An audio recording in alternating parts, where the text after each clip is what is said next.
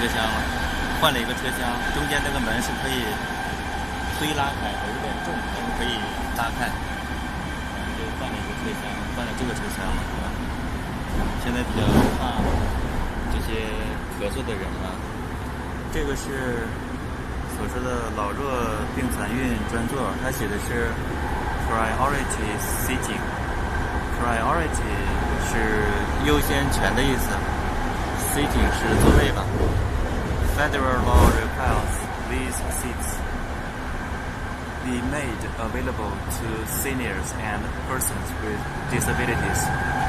联邦法律要求这些座位，给那些老年人和残疾人使用。Emergency door release. 紧急门释放 ，open here， 在这打开啊。这个黄颜色的是给老弱病残孕的专座啊，就是离门口比较近，方便这些行动不便的人上下车。以前我在国内的时候也是，如果在公交车或者在一些场合，周围的人一打喷嚏什么的，我就赶紧闭上眼睛。因为一打喷嚏啊，一咳嗽什么的，它这个飞沫会传播好多病毒吧。包括以前在国内的时候，我比较不喜欢去饭店嘛，也是考虑到就是外面吃东西不太放心、不太安全吧，很多时候。另外呢，大家在一起边吃饭边说话，互相这个吐沫星子什么的，这种病毒传播的太恐怖了啊！现在想起来都后怕。在年轻的时候，刚参加工作的时候，好奇心比较重啊，就去了好多这种应酬的场合，跟着一些人混吃喝吧。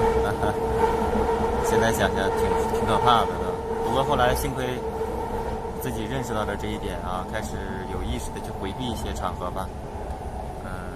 所说的 better late than never 啊，就是亡羊补牢吧，就只能这样了。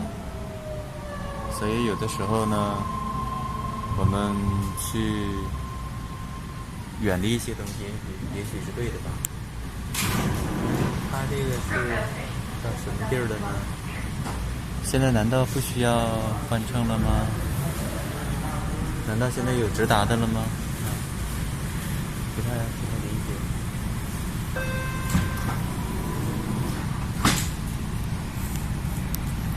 这个对面它是